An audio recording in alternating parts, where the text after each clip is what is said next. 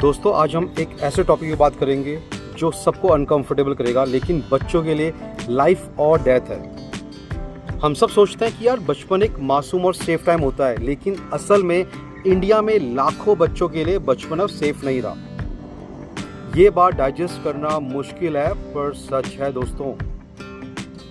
Government की एक national study ने बताया कि इंडिया के लगभग 53% बच्चे अपनी जिंदगी में कभी ना कभी सेक्सुअल अब्यूज का शिकार हुए हैं। मतलब आधे से ज़्यादा बचपन डायरेक्टली एक्सप्लॉइट हो चुका है।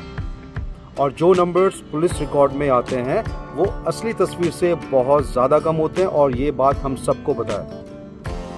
नेशनल क्राइम रिपोर्ट्स ब्यूरो की अगर बात करें NCRB, तो इस रिपोर्ट्स के हिसाब से दोस्तों क्राइम्स अगेंस्ट चिल्ड्रन हर साल बढ़ रहे हैं, हर जगह इंक्रीज दिख रहे हैं। मतलब दो चीज़ें दोस्तों, या फिर तो अब ज़्यादा रिपोर्ट हो रही है या फिर इंसिडेंट सच में बढ़ रहे हैं।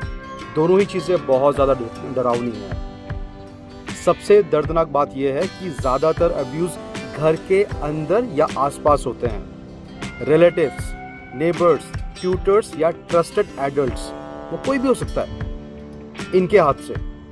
और बच्चा चुप रहता है क्योंकि फैमिली का प्रेशर, लोग क्या कहेंगे वाली सोच, घटिया सोच, और शर्म आती है यार। मतलब ऐसे बच्चे की जुबानी कट जाती है यार, उसको बोलने ही नहीं दिया जाता।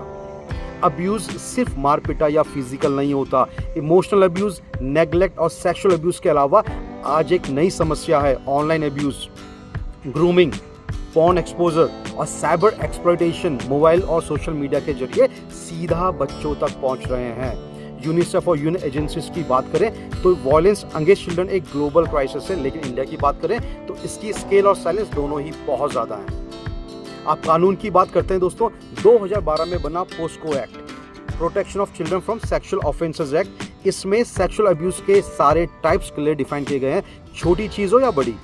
2019 में लॉ और टफ बनाया गया, सजाओं को स्ट्रिक्ट किया गया और मैंडेटरी रिपोर्टिंग लाई गई। मतलब अगर तुम्हें शक भी है ना कि बच्चा विक्टिम है और तुम रिपोर्ट नहीं करते तो सेक्शन 21 के तहत तुम खुद पनिशेबल हो। लॉ ये भी कहता है कि जो गुड फेथ में रिपोर्ट करेगा उसको कोई भी नुकसान नहीं होगा। हम डरते हैं ना कि यार हमारा नाम आएगा तो क्या होगा, तो डरने की कोई ज़रूरत नहीं है।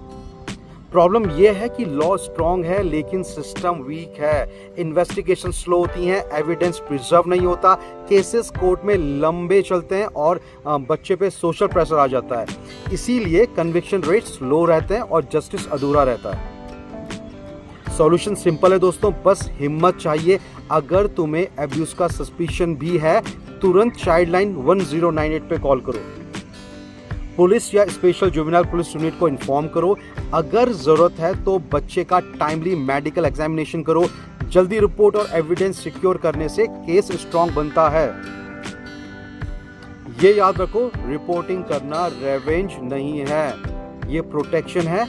अगर हम बात करें पुलिस FIR, पोस्को केस और चाइल्ड वेलफेयर कमेटी की, तो इनका इन्वॉल्वमेंट और सर्वाइवर काउंसलिंग, ये सिस्टम चाइल्ड को प्रोटेक्ट करने के लिए ही बनाया गया है। अब बात करते हैं स्कूल्स की।